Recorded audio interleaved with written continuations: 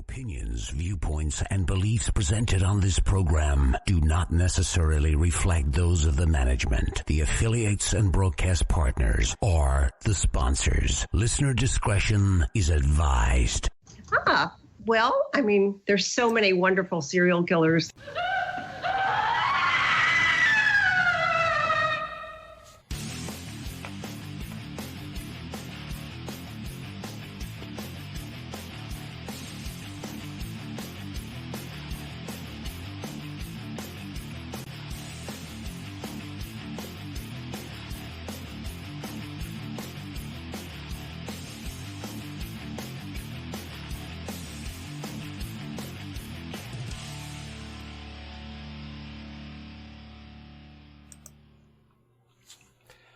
And hello everyone, and welcome to Scarefest Television. The original broadcast date is October 25th, 2019.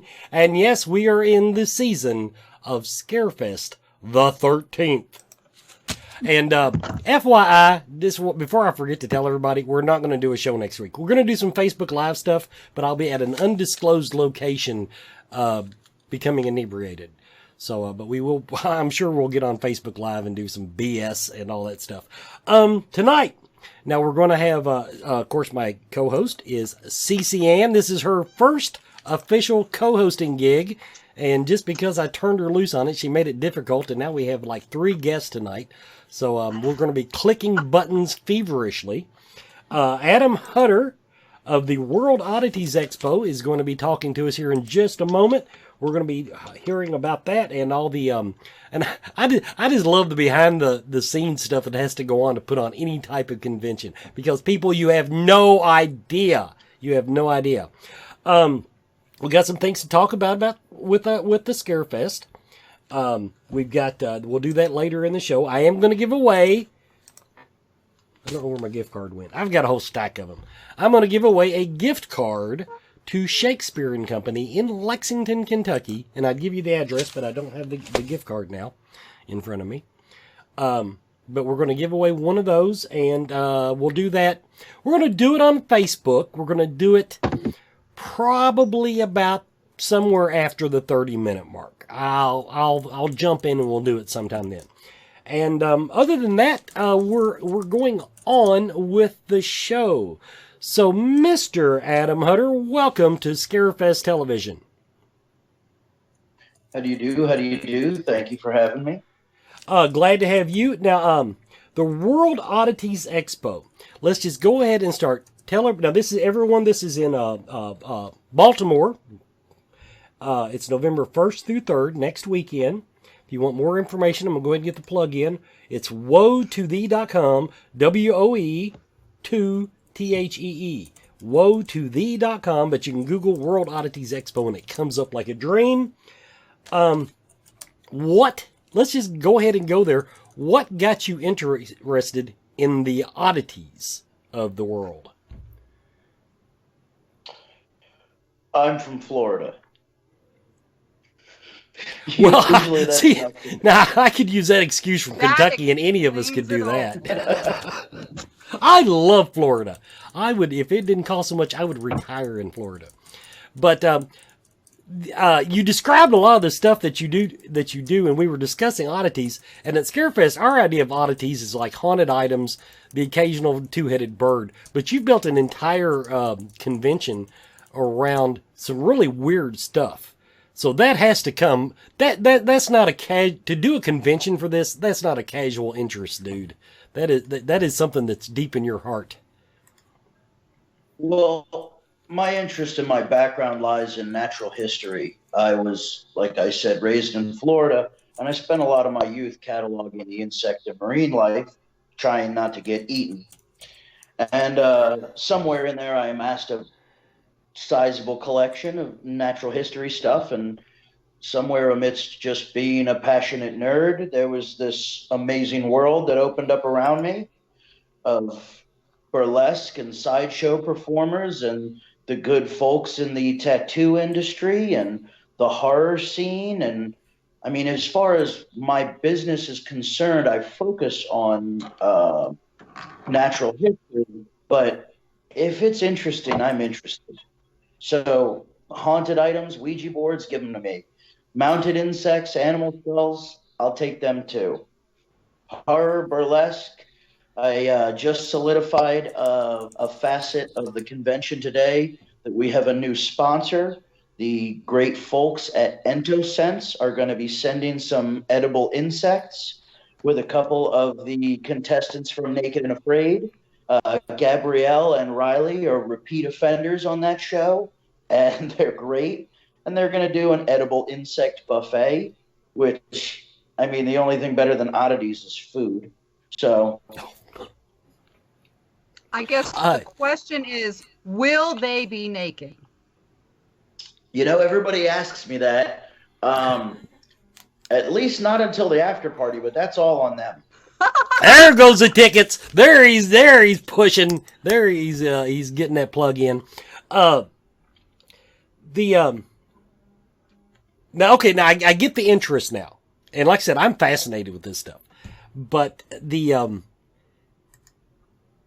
this is your first year with the expo, correct? The actual expo. Yes and no. Okay, well, give me the background on that. I'm sorry. Go ahead. Oh, I was just saying, give me the background. Well, the way you kind of hedged that a little bit.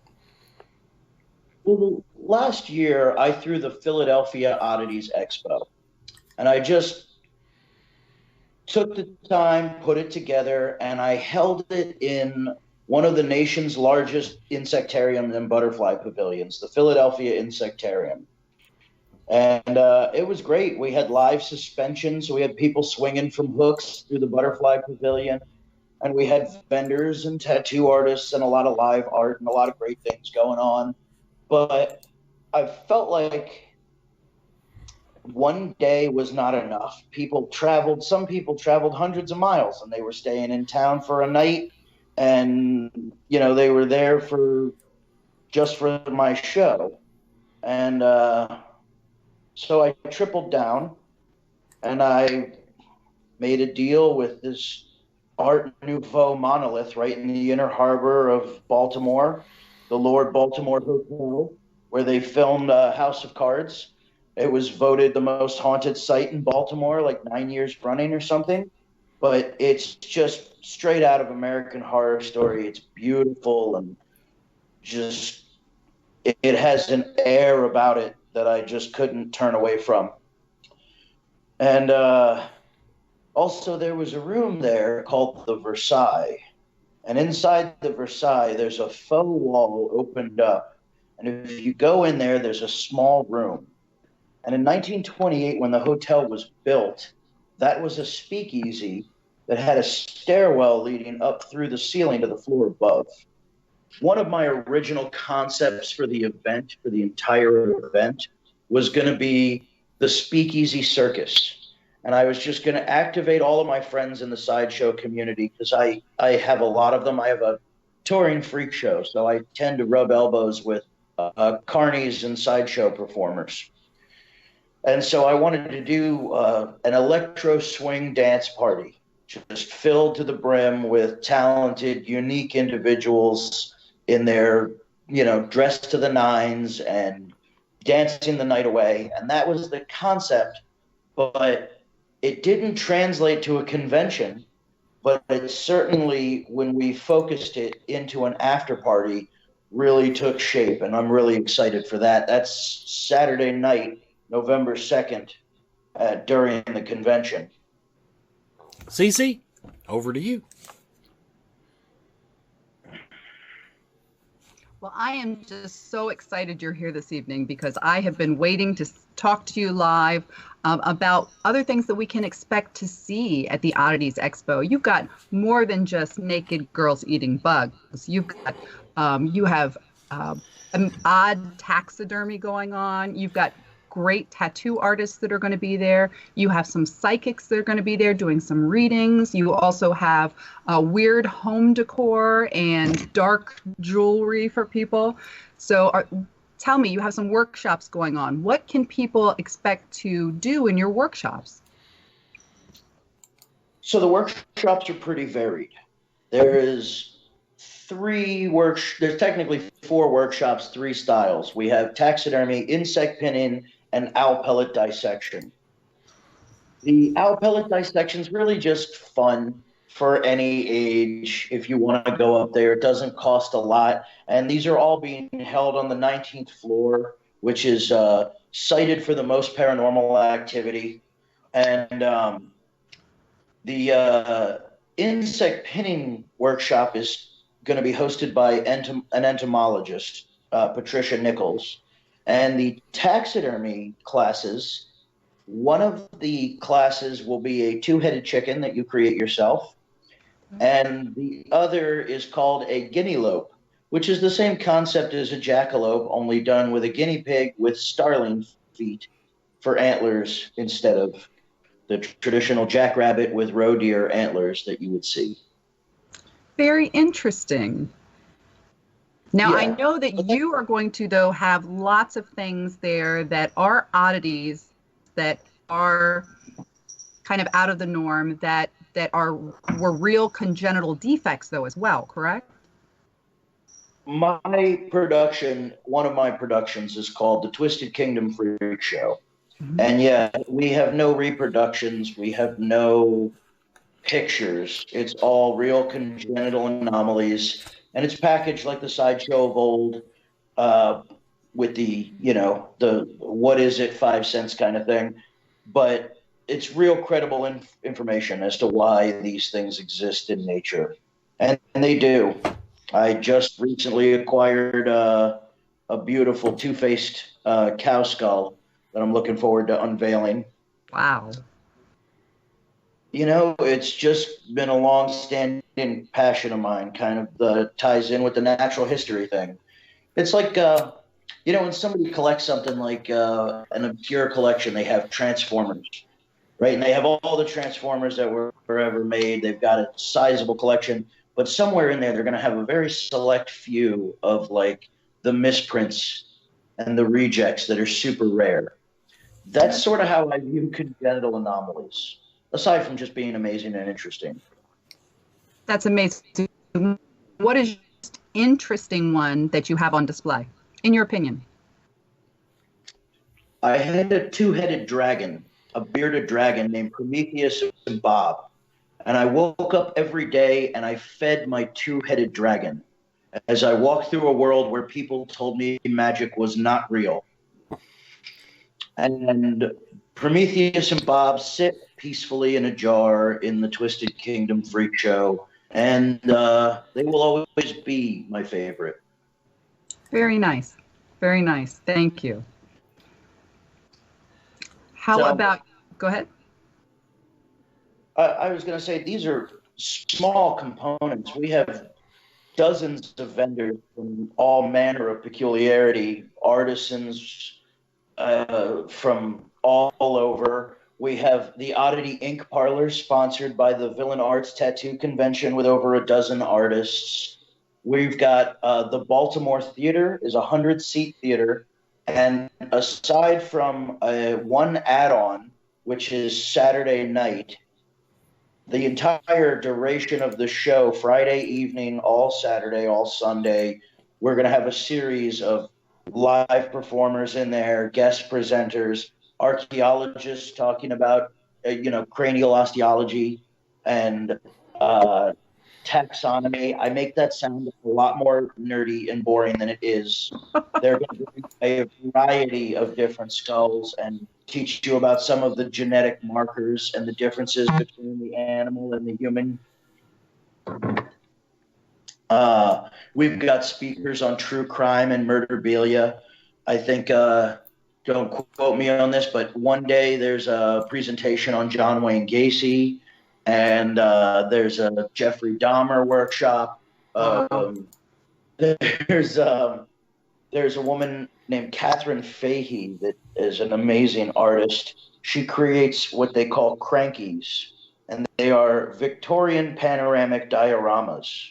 So if you'd imagine like a big frame with a light behind it that showed a scene, maybe a forest, and somebody will crank a knob and it's essentially a scroll. And as she speaks, they crank the knob, and it sort of changes the set like you were watching a play. And behind it, because it's backlit, they do like a puppet show. Mm-hmm. And that sounds a lot more amateurish than it is, but they're actually pretty horrifying and adult concepts. It's not necessarily for children. Wow, I can't wait to see that.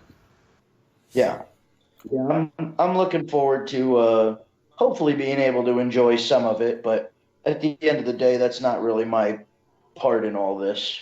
My part in all this is to present it to everybody else. Fantastic. I'm really looking forward to it. It sounds like you have some amazing things for our viewers to see. Now, you've also invited us to do a paranormal investigation at the Lord Baltimore. Yes. Yeah, good luck. Absolutely. So a lot of our viewers are familiar with Jennifer Anderson, who will be lead paranormal investigator on this investigation Friday, November 1st at the Lord Baltimore. And our next guest will be joining us with her husband, who are very famous psychics in the Baltimore area. So Cassie Lane and her husband Brian will be there. And I just wanted to thank you for letting us do that. And I'm very excited to see what we find there.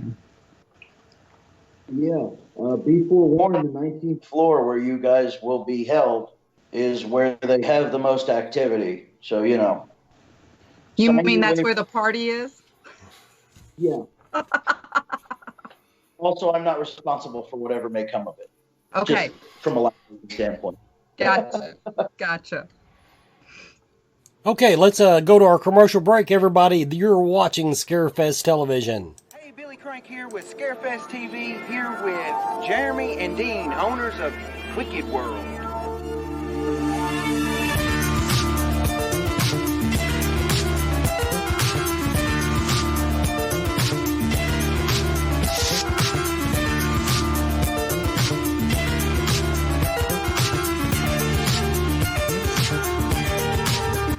How long you guys been doing this? Actually, we originally started back in 2005 and moved into a warehouse in 2006 and actually moved to our new location in 2010. What's different from last year that you guys are doing this year? Well, this year we put a lot of work into our trail, our outdoor attraction. It had stayed roughly the same for about 4 or 5 years, and so this off-season we decided to pour the time and the money and the effort into it during all the hot summer months, and we rethemed about 3/4 of that trail. We renamed it Valley of the Dead. Got a ton of new stuff on it. So far the response has been phenomenal. Everybody's been loving it, so if you get a chance, come out and check it out.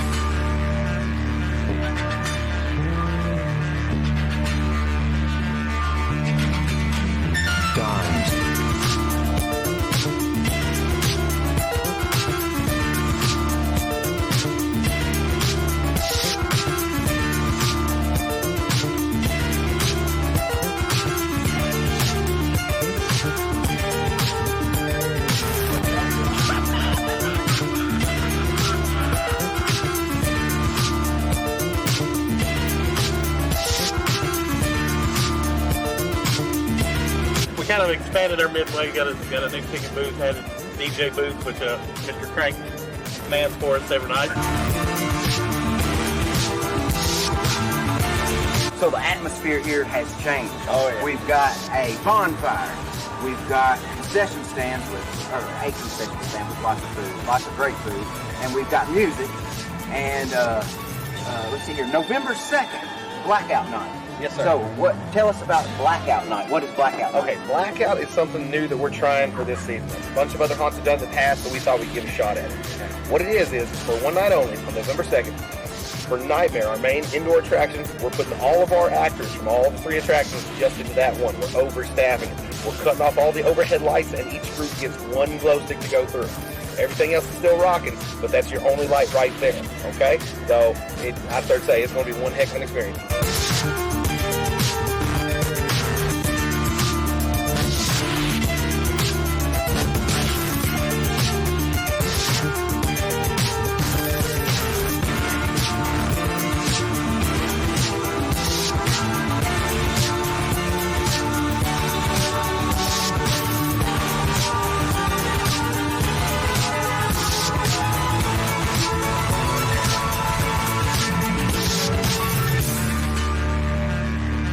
This is Billy Crank, over and out, Scarefest TV.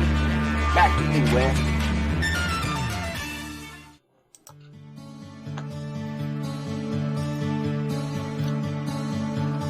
Akashic Awareness is a metaphysical healing and learning center unlike any other. A large selection of crystals, gems, and minerals greet you as you walk in the door, but from that point onward, the journey is yours. They offer a great selection of metaphysical tools, state-of-the-art holistic healing, with classes and lectures scheduled throughout the month. Akashic Awareness is open Tuesday through Saturday, noon until 6:30, 7 on Friday and Saturday. Visit their website for a current calendar of their almost daily special events and guests at akashicawareness.com. And while you're there, be sure to join their email list to stay current. Akashic Awareness, 328 Sycamore Street, Elizabethtown, Kentucky.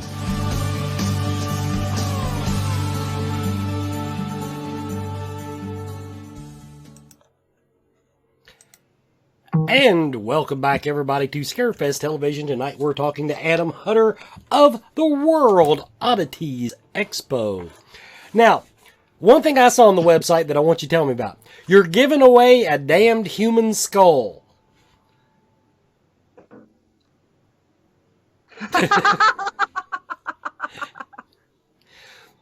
And what's his name? That is correct.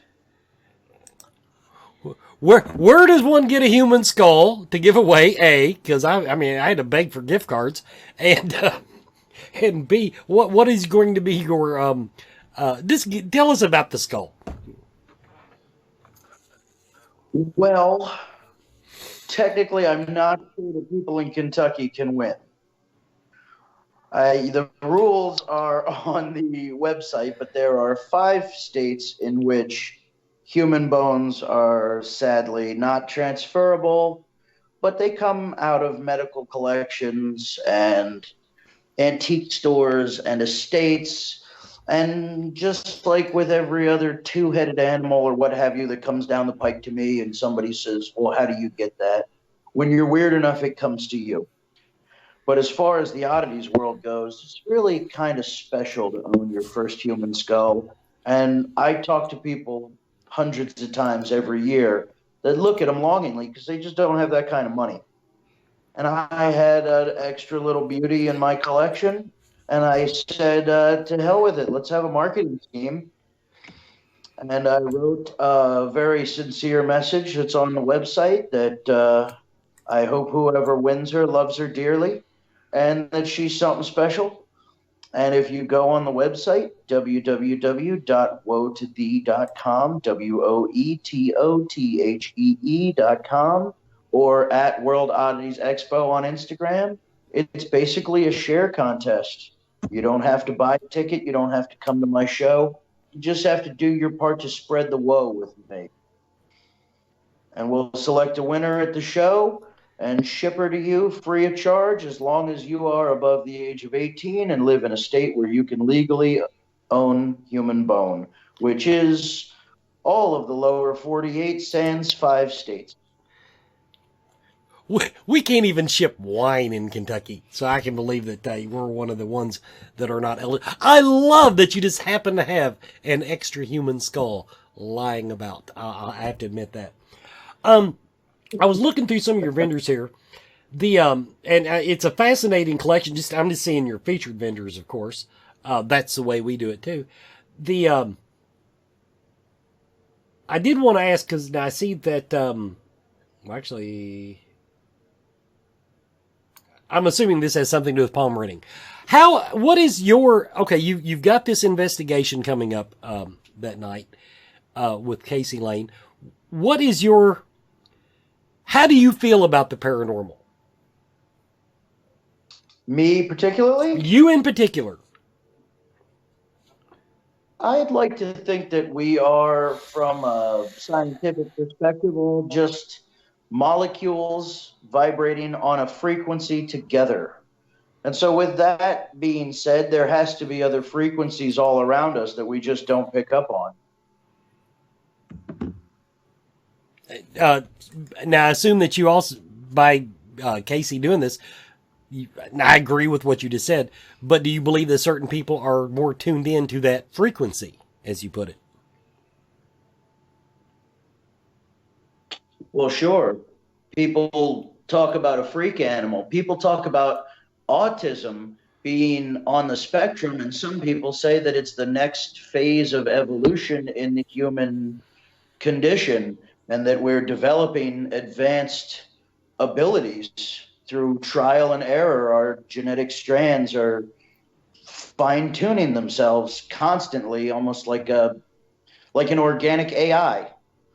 And so, yeah, the logic would dictate, I guess, that the same would be said of people that were predisposed to be more in tune to other frequencies or have other abilities.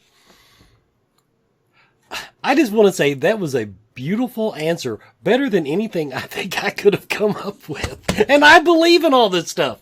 That was very good. Okay, we're going over to CC again. CC, you got about 4 minutes till the break. Okay, I have to ask, because I am a huge fan of horror, and a lot of our viewers out there are.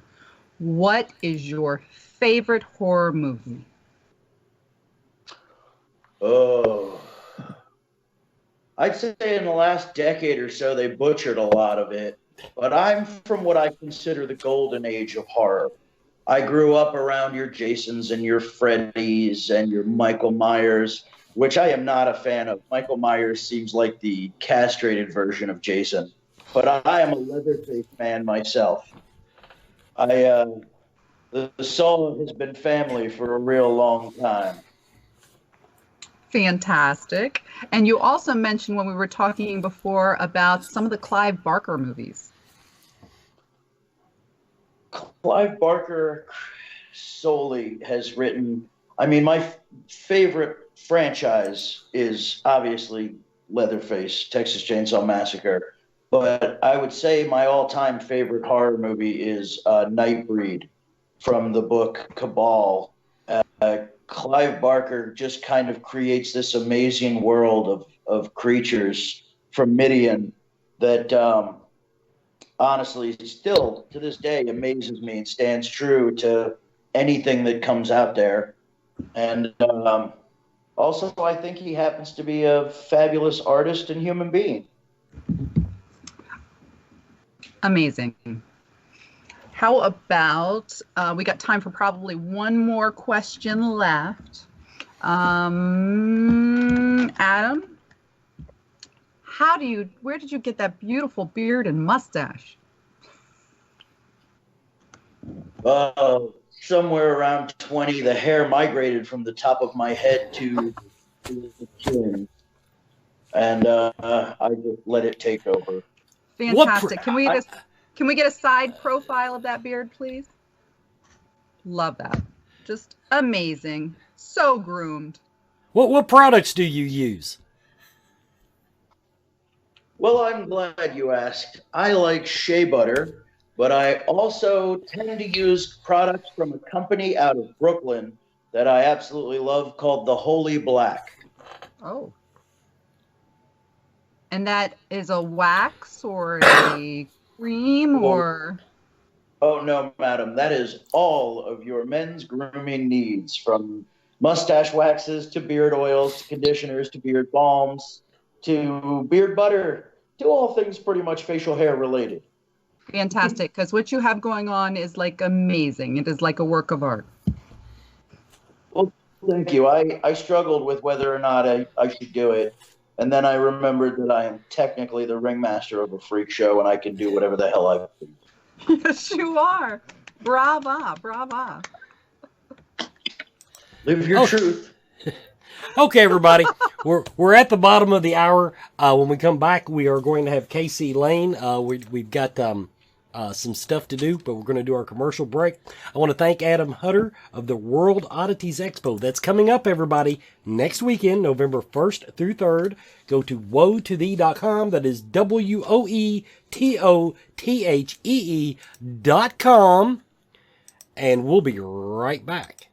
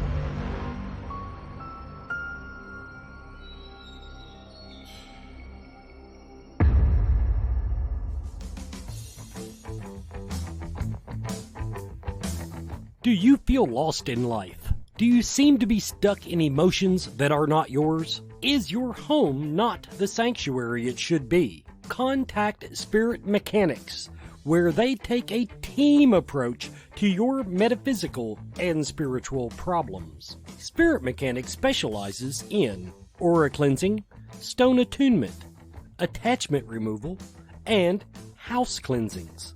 Spirit Mechanics tailors their approach to your individual spiritual path and needs. Now find them monthly at the Central Kentucky Mystical Market in Lexington. Or on Facebook by searching Spirit Mechanics, that's MECHANIX. Spirit Mechanics, for your spiritual health and well-being.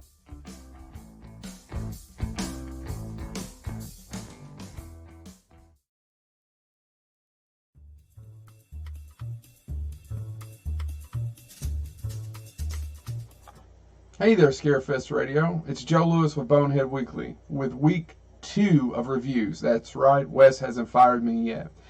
You're going to be happy. The reason being is I'm actually reviewing a movie made by a studio with a fairly decent budget, and I'm not going to shit all over it. That's right. Last week I saw Zombieland Double Tap, basically Zombieland 2.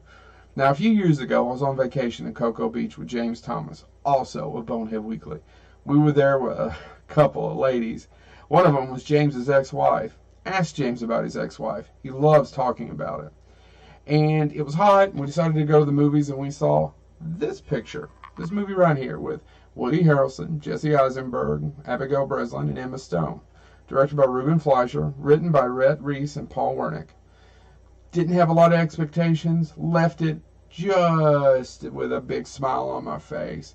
Hilarious Bill Murray cameos, a great scene that Christy loved with Woody Harrelson on an actual roller coaster shooting zombies, and she was like, why isn't this a video game? Probably isn't a video game. I don't play a lot of games. Then a few years go by, why don't we get a sequel? A few more years, I hear that they made a pilot for a television show that didn't go very well, Google it. And then 10 years later, we finally get the proper sequel that we deserve. And I'm here to tell you, it's about as 80% as good. About 80%. But that's not bad for a sequel. I've seen sequels that were 10%, 5%, or 0% as good as the original.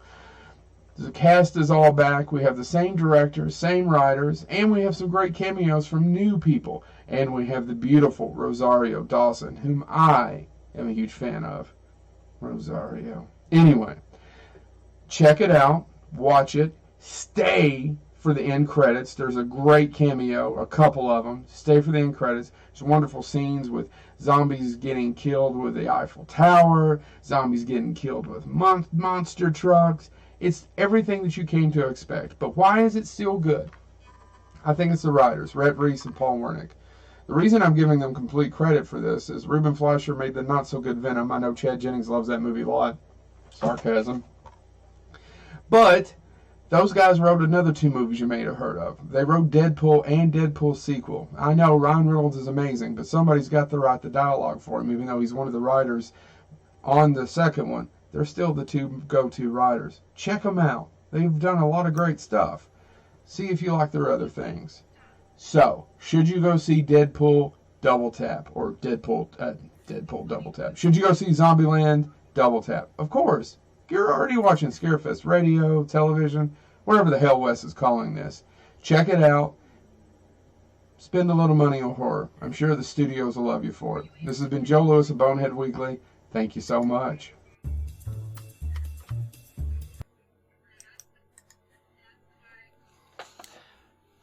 And hello everyone, and welcome back to the second half hour tonight of Scarefest Television.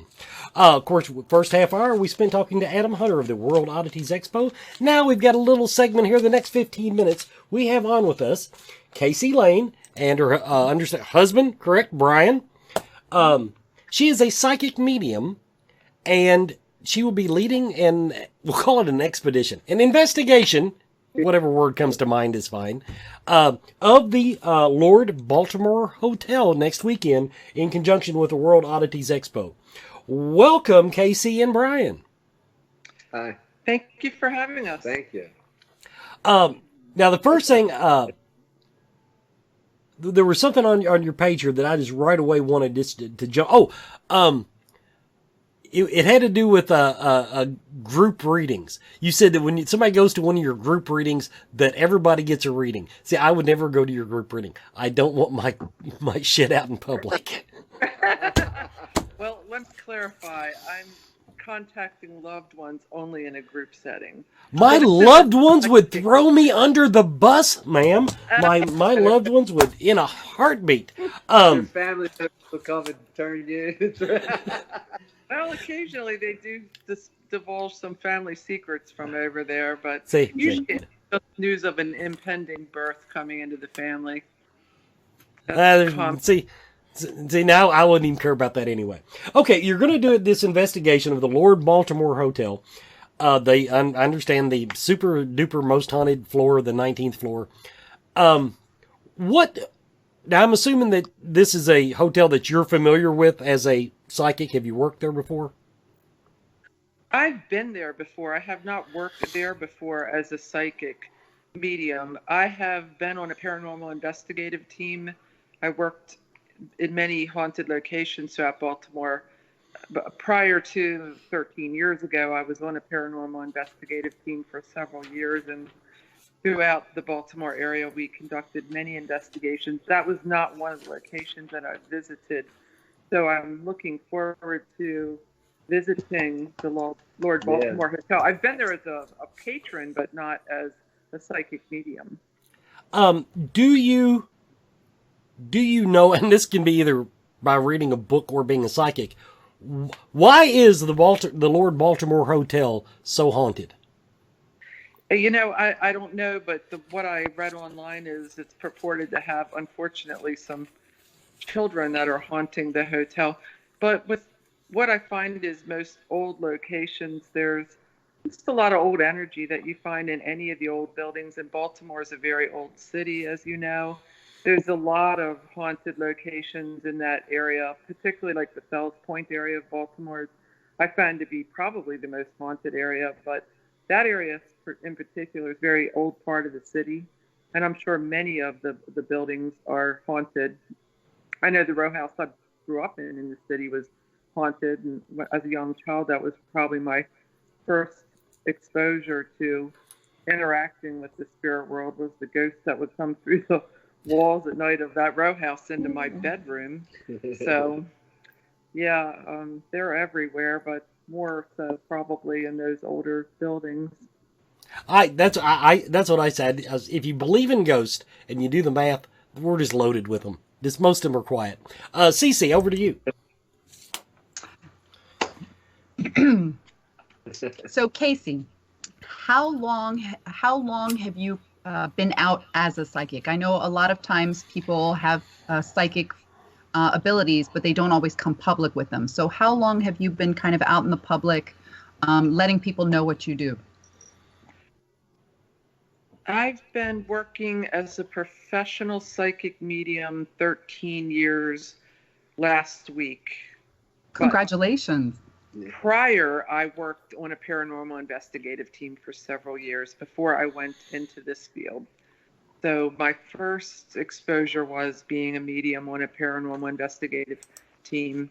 Kind of ended that career with, do you know who Rosemary Ellen Golly is? Mm-hmm. I recognize the name. Yeah, she's probably the world expert on paranormal, published several books.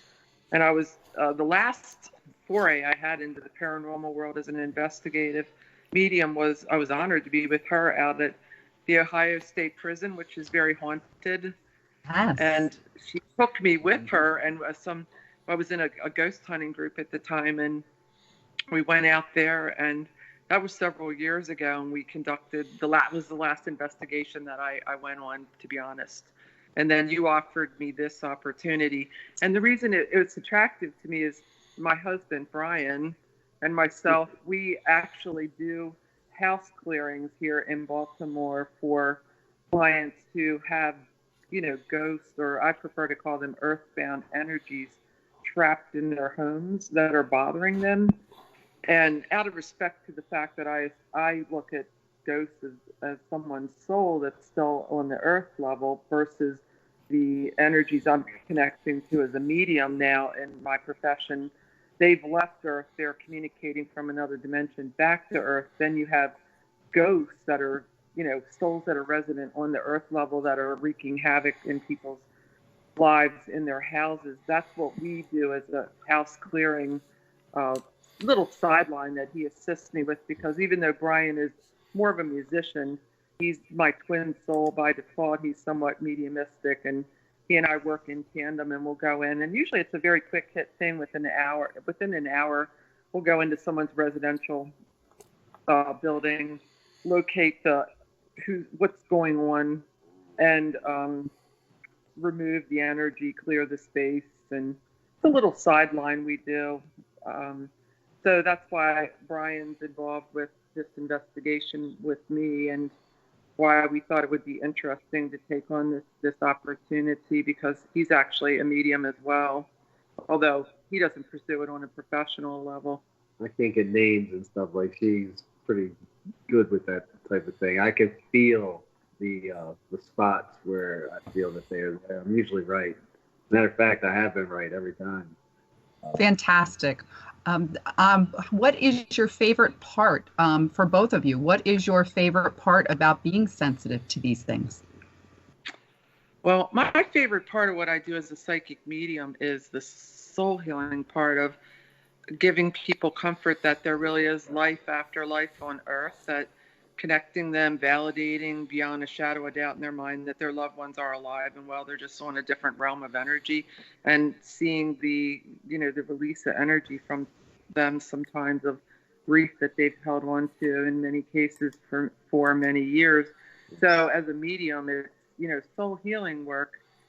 It's different when you're dealing with earthbound energies. I mean, I think what we enjoy about that type of work is people are sometimes very terrified when we come into their homes because of the energies that are bothering them. And then honestly, once we've gone in and done removal, other than one woman who I think was a little mentally unbalanced, he's probably worked on like 30 cases. We've never had anybody come back and say they are still having an issue. So to give someone peace of mind in their own home again, to not be afraid to live in a house they're purchasing and they can't easily move out of it, I think gives us joy, because I've lived in haunted houses, and in fact I'm so energy sensitive at this stage of my life. I had the house that we live in, I bought the land. It was virgin land, from what I can tell, previously owned by a church.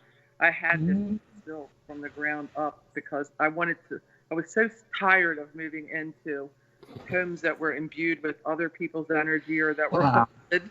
Yeah. So this home, no one's lived in but us, and it is, we keep the energy clear. Once in a while we get an earthbound in here, but Brian's really good at getting them out. Or something. Yeah, well, we don't know those days are gone, but they do. Yeah, he brings up a very good point that bars are full of earthbounds or ghosts that love to hang out there, and they love to party with you and imbue the energy that you're enjoying when you're drinking and doing other things, and they'll attach to you and come home with you from bars. Oh, yeah. Mm-hmm. So it's 2 a.m. They're coming home with you. Yeah, they are. So, and not saying we never get them in our home, because we have a lot of clients that come in and out of our space here, but we work in tandem of, clearing them, and most people remark on how great the energy here is in our house, and there are people here all day long that are in all levels of emotional distress and bringing their loved ones in and out of the space with them. So, there's a lot of joy to be found in this type of work, but it's definitely, it can be very draining work to the medium. Sure. Very emotionally and physically. You're very limited to, I don't do typically more than 4 or 5 hours a day of this type of work. So. And I know you said, when I've asked you before, you said you've been able to separate at times, so you can kind of turn it on and turn it off, so you can get some peace of mind where you're not doing this all the time. So I think that's amazing that you can do that. Yeah, absolutely. I mean, I had the honor of training with a top medium 10 years ago. And that was one of the first things that he taught us, and that you really have to learn if you're going to work professionally in this industry, is how do you turn your ability on and off and use it for each session, because I can't walk around with it on all the time. I turn it on for every session, turn it off. And, as I was telling you earlier, you asked, do I carry the burden of all that, the pain and sorrow that the clients are in that I'm reading? And I actually don't, because I don't even remember the sessions most of the time. It's very much a channeled process, and I don't retain the information. So that's another reason Brian tags along with me, because he'll remember, or we'll write things down when we're investigating a property. But I'm not a formal member of an investigative paranormal team anymore, other than, doing energy clearing for people in their residences, or we've done a few commercial buildings. It's the Baltimore medium that time. Well, you're part of one now for next Friday night, November 1st, at the Lord Baltimore Hotel on the 19th floor, and I can't wait to see what we come up with. Wes? Really? Oh, I'm looking forward to it as well. Absolutely. I will tell you, I'll be in a mental dilemma, though, because if there are child spirits trapped there, I will be very tempted to want to assist them in moving on to the next dimension. Well, let me throw that out to you as a follow-up question. Now, I too, now I'm not a medium. I'm like a pseudo psychic. I'm a strong empath. Yes. But when I do when I do a public location, now I don't go in to clear it, but because I have that gift, if you will, I almost feel an obligation to at least leave the door open. You know what I mean? To give them that opportunity. If they want to leave, there's a door. How do you feel about that? I completely agree with you. And that was part of the issue I ran into on the paranormal.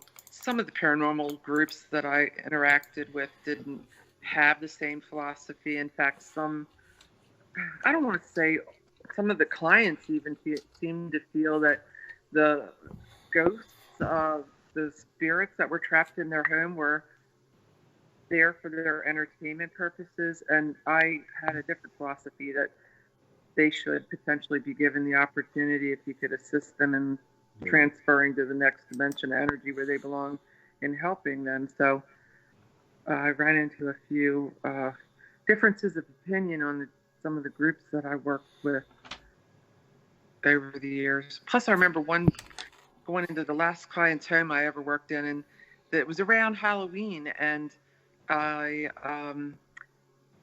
remember locating, it was down in Highlandtown, which is another older part of the Baltimore City area, and went in, and there was definitely a child spirit female that was in this home, and the people would not allow me to remove it because they were going to have a Halloween party, and they wanted this ghost to be part of the entertainment, and I was just flabbergasted by their behavior. But I totally agree with your philosophy, though. They should be given the opportunity to move on. Well, everybody, so we don't know what we're going to run into there. Like I said, this a quiet prayer. Leave the door open. Everybody, let's thank Cassie and Brian for coming on tonight, telling us a little bit about what they do. Like I said, hang out with them at the Oddity Expo next weekend. We'll be right back.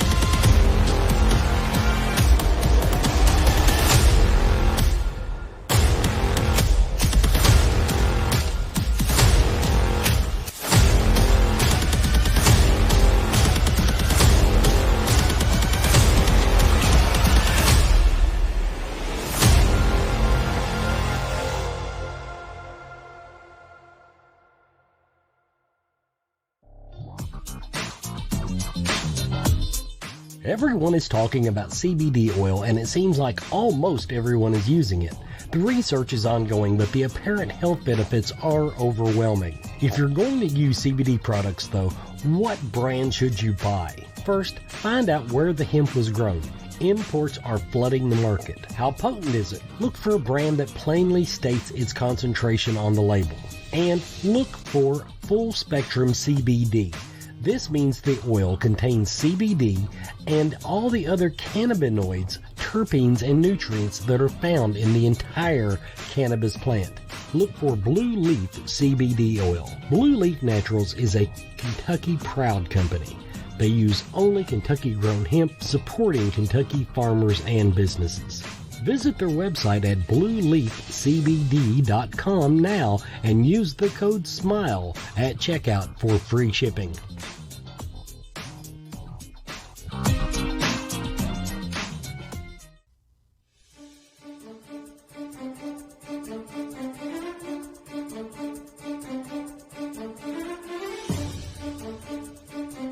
Horror never takes a rest, and neither do we, so today we look back at the week of October 19th through the 25th and discuss some of horror history's most notable moments. In Wichita, Kansas, Dennis Rader, also known as BTK, placed an anonymous call to the Wichita Police Department saying he had left a letter in an engineering book at the local library.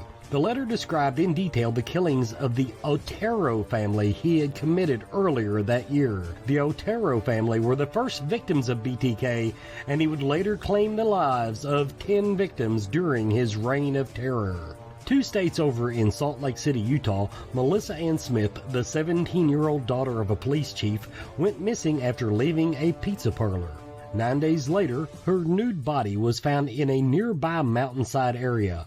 It would later be discovered that Melissa Ann had become the 10th victim of the infamous serial killer Ted Bundy. A little more on the paranormal side of horror.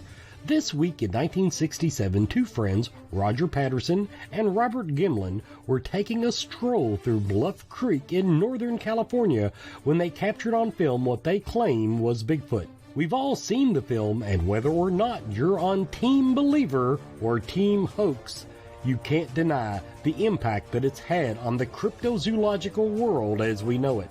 Moving on to movie releases. This week brought us one of our all-time favorites with the release of the original Halloween. This cult classic introduced us to the iconic knife-wielding psychopath Michael Myers.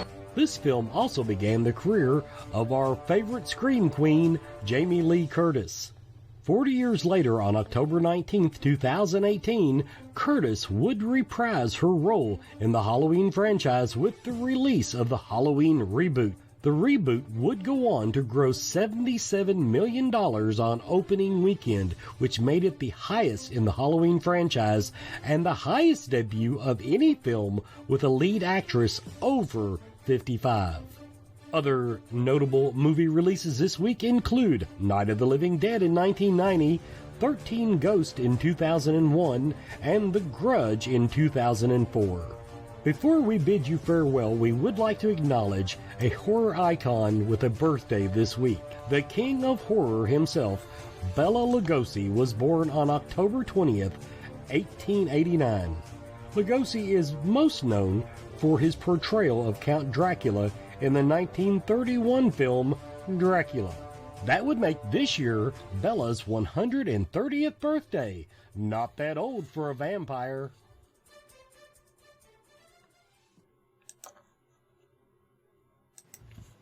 And welcome back, everybody, to Scarefest Television. Okay, what we're going to do right now, I'm late giving away my $10 gift card to Shakespeare and Company in Lexington. It's a restaurant bar, great place to eat. So and drink, and last night they had like horror trivia. So here's what we need to do.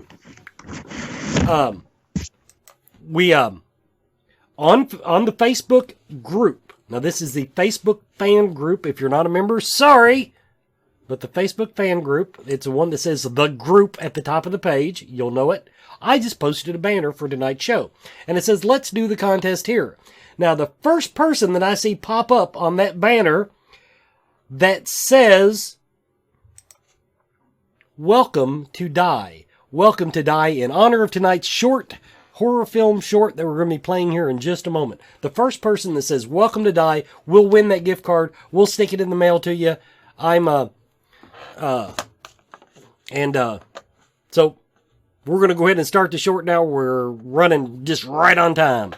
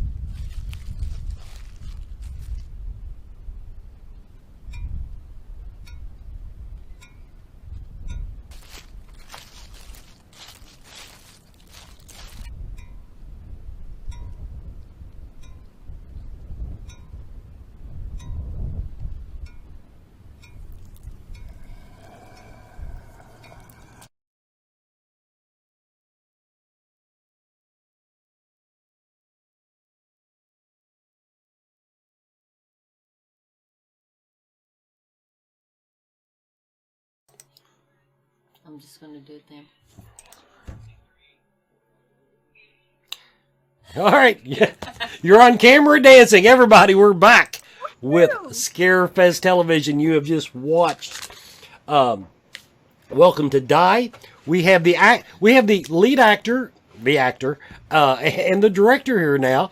So we've this is like a bonus. Now, before we get to our guests, we're just going to leave them on camera. But I do need to announce, Dina, you won. Dina won the $10 gift card. I guess I'll see her. I don't have to mail that. I'll see her tomorrow at the Scarefest.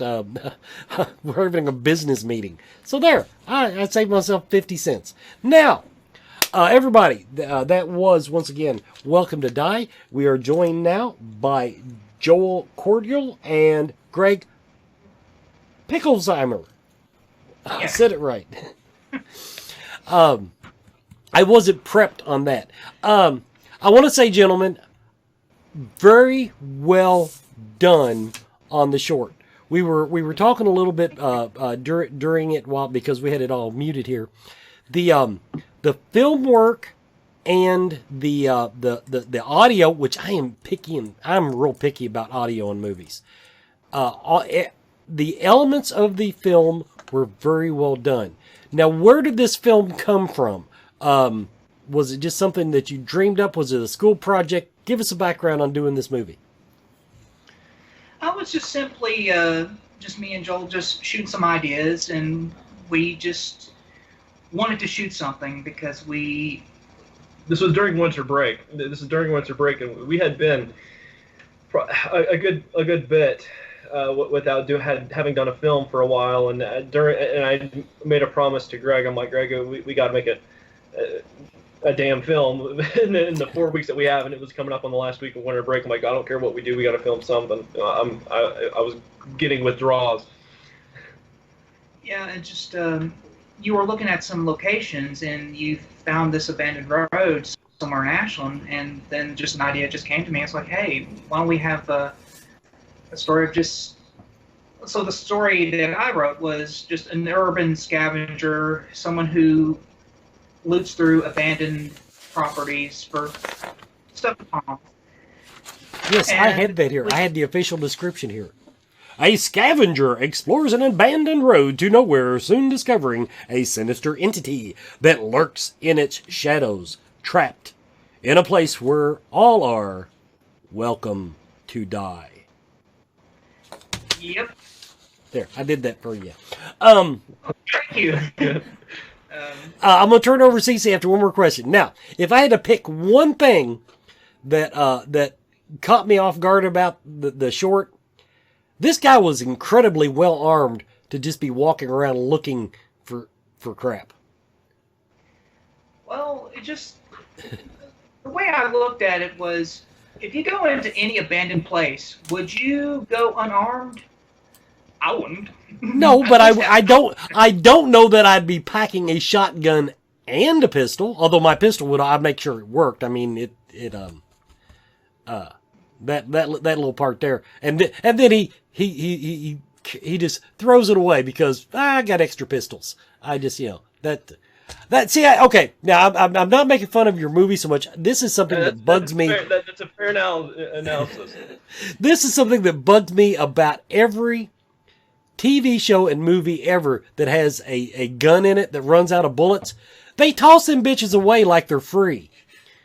And having a gun collection, I can tell you, no, you'll find more bullets eventually. You put the gun away. CC, over to you. So I thought this was very entertaining. I would like to know exactly where you came up with the idea and what was the idea that you were trying to put across to your viewers? I was just simply wanting to make a very simple supernatural thriller of just a simple situation with a paranormal threat of mysterious means. And I wanted to leave it open-ended to the audience so that they can come up with their own theories. Kind of like if you watched the first Halloween, if you've asked any fan, everyone has their own interpretation of why Michael does the things he does. Yeah. So the open-endedness of the entity's motives. I wanted to leave that open for the audience to come up with their own theories, their own ideals, to get them more invested in the story. But in theory, that would work. But there's been some questions like, it's like, why is the entity after this guy? And what does he want with his organs? And why is he covered in blood? So it's just a bit, but still, when some people get it. For the record, none of those things bothered me. Once I got past him packing the shotgun, nothing else bothered me. Well, that's good to know. That's good. But I'm hoping that answers some of the question. Yes. And Joel, how did you prepare for this? I mean, obviously you looked very serious. You were in character. How did you prepare for this? Oh, there were many ways I had to prepare. I had to just, not only was I preparing like on an actor standpoint, I was also preparing on a production standpoint, because there's two people making this entire film. So I'm running around, setting up cameras. I'm going around making sure that everything is exposed properly, everything sounds all right, making sure that I'm in focus, and just all these different things. And there's just so much. Within days, I have to make sure I get all the footage back and make sure everything's good.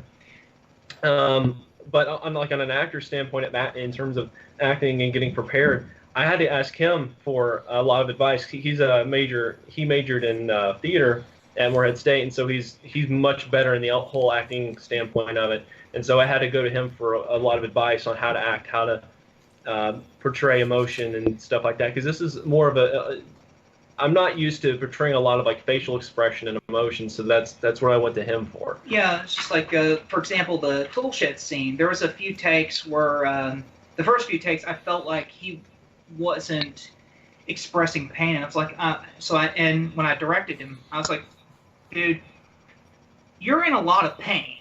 You have a jagged incision in the side of your rib cage. So every movement you make is going to feel like red hot railroad spikes hammered into your ribs. Every movement. Yeah, and like someone has removed your organ. Exactly. Yeah, it's like you have to pretty much portray that pain to the audience where they get the idea, oh, he's really hurting. So, Joel, I think you did a really good job. Greg, with you having a lot of the actual acting background, have you thought about acting in one of these films instead of being the director?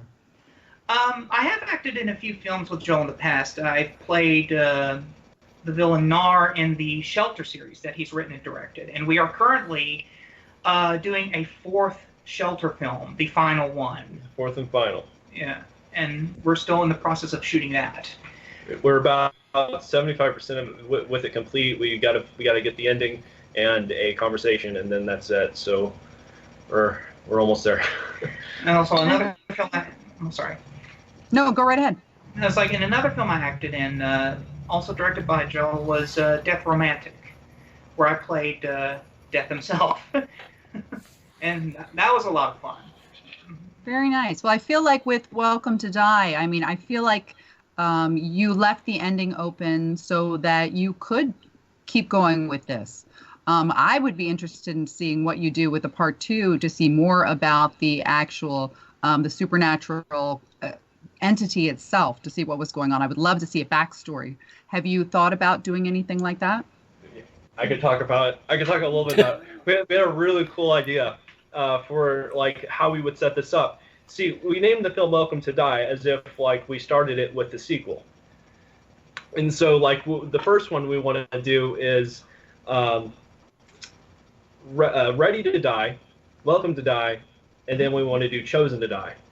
So it's going to be like a 3-part series where we explain, we give like the audience more of an idea of like who this character is. And so like because we want to keep these films out of order, it keeps the mystery of the character more interesting.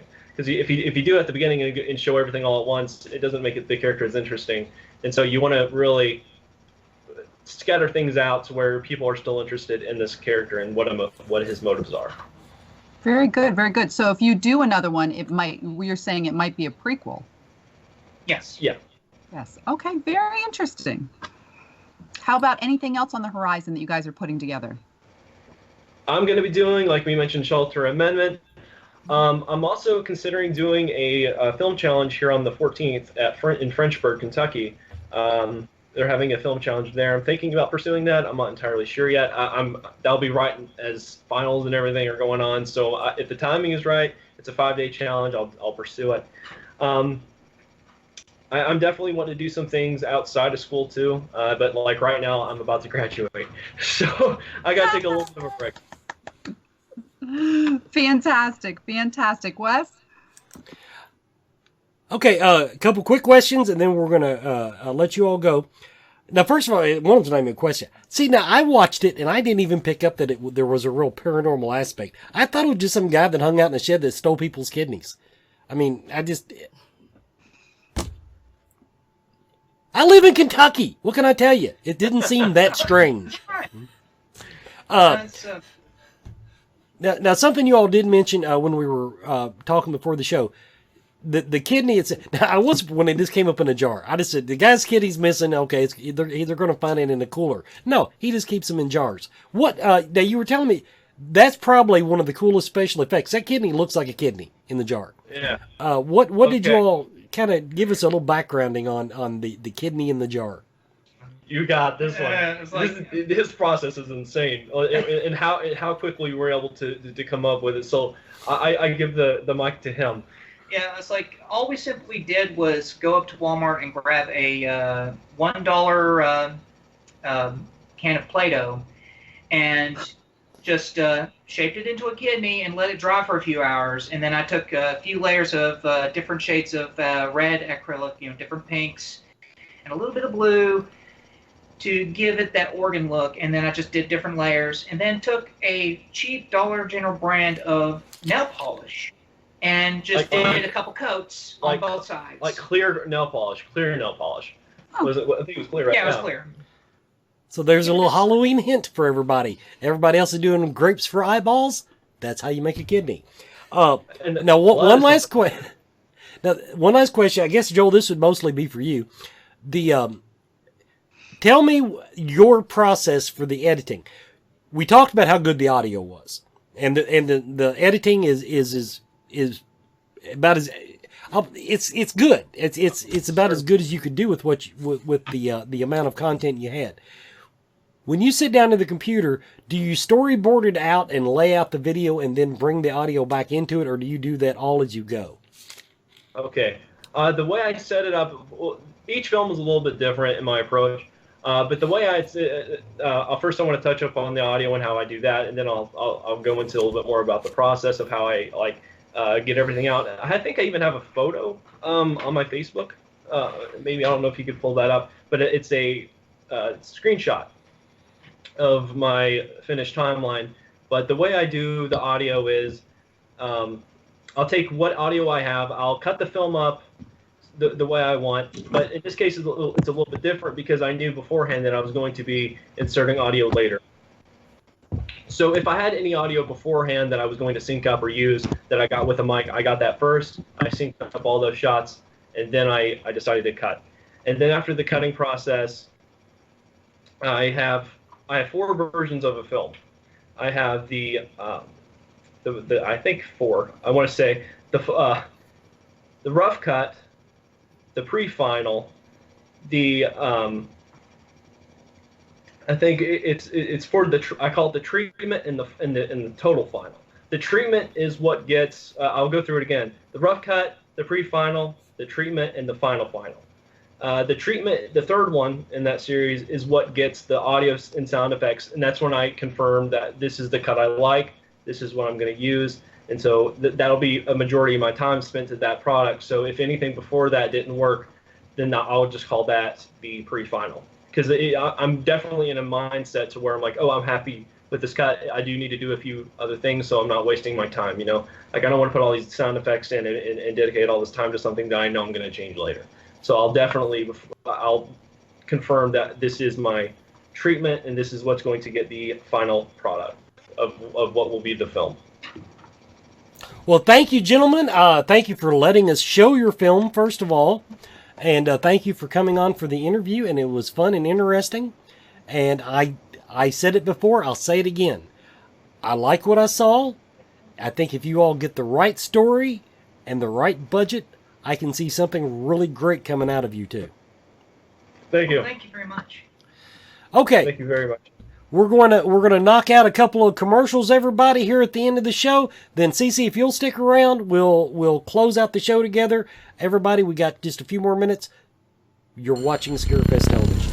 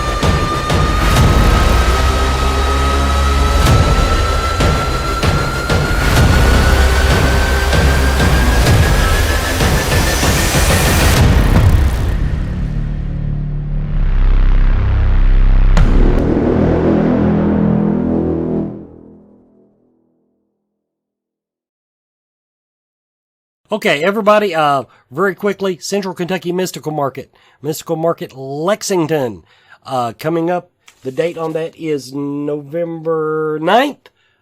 CentralKentuckyMysticalMarket.com. Don't forget that.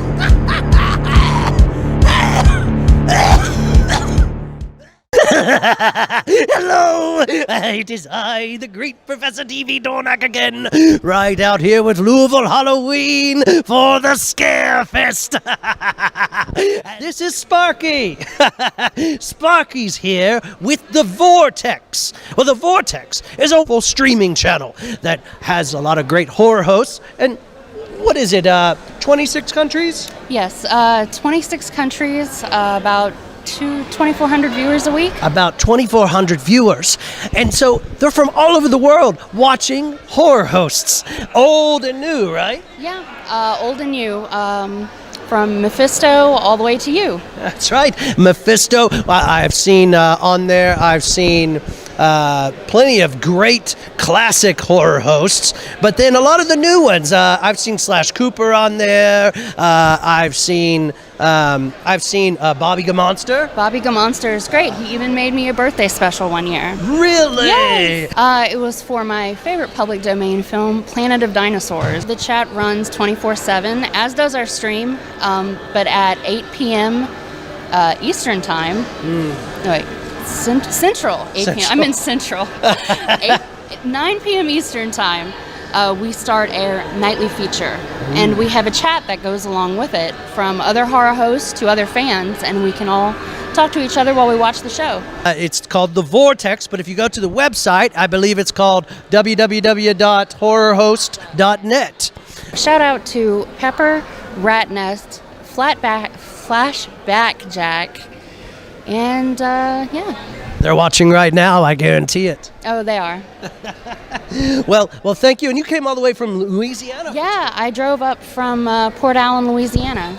All the way up from Louisiana to visit us here in Lexington at Scarefest and check out all the wonderful celebrities out here and all the wonderful vendors. And have you gotten anything so far today? I've gotten some signatures. I got to meet Skeet Ulrich, and I got a Scream soundtrack signed. And I met 2 members of the cast from Return of the Living Dead, and I got the soundtrack signed. Nice. Well, I'm hoping you'll get a lot more opportunities out here today. There's plenty of good stuff, a lot of swag, a lot of great costumes. So we're going to keep going around and showing you those as well.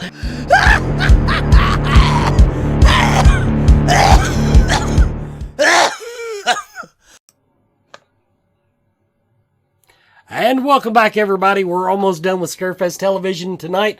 I just wanted to bring CC, my new co-host, on to say goodnight to her before we let you go. What do you think of the new format, CC? I like it very much. I think it's workable. I think we should actually show a little bit more of me and a little bit less of you, but I think we're getting there. I believe me, that'll be coming. That'll be coming because I do what the viewers want. But everybody, we're going to close. I have a following. It's mostly like soccer moms, but hey, I'll take what I can get. Now, everybody, a quick reminder, next week, we do not have a show. So just, if you're on Facebook, you'll catch me doing Facebook Live, but we're not going to do an actual show next week. I'm taking the holiday off. That's the way you can look at it. I'm taking the holiday off. Some things I do, we don't have to pull it up, but I can remind everybody.